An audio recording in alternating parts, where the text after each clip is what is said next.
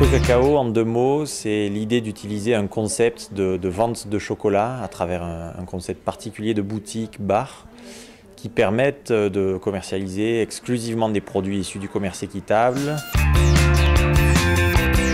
À plus long terme, j'aimerais bien qu'on puisse être à la fois reconnu comme une structure qui propose des parcours d'insertion polyvalents, riches et qualitatifs pour des personnes issus de milieux difficiles ou ayant un accès à l'emploi difficile, tout en étant aussi un acteur qui permet de générer du volume et de l'impact en termes de développement chez des petits producteurs, notamment de cacao.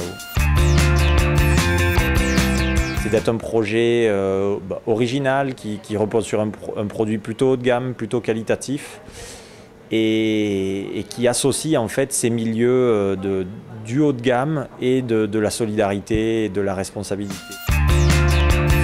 Les risques aujourd'hui proviennent surtout d'un modèle économique qui fait appel à des emplacements bien placés dans Paris, donc un investissement assez fort, des loyers assez élevés et en général beaucoup de charges fixes.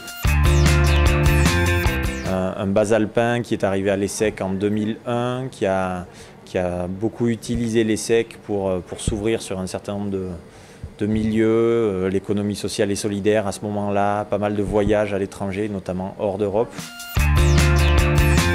Et j'ai profité d'un voyage au Mexique et d'un coup de foudre pour un concept de chocolaterie pour lancer ce projet entrepreneurial et faire en sorte que je crée une entreprise qui soit en accord avec ce que j'avais en moi. Dans l'ensemble, je m'éclate dans mon boulot, c'est assez gratifiant d'un point de vue personnel, d'un point de vue satisfaction, même si ça l'est moins d'un point de vue salarial. Mais il y a quelques moments difficiles de temps en temps et c'est grâce à mon entourage, qu'il soit affectif ou même professionnel, que j'ai réussi à les surmonter. Être têtu, tenace, obstiné, avoir une grosse capacité d'adaptation surtout.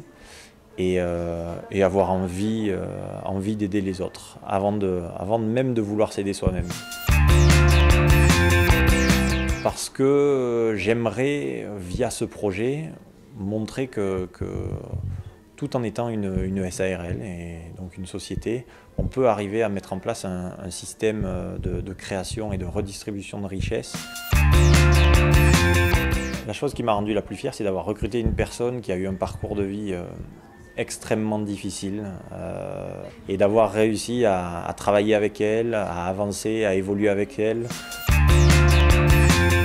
Être une mini goutte d'eau dans un contexte de prise de conscience autour de la société, de la consommation, etc. Participer à mon maigre niveau à tout ça.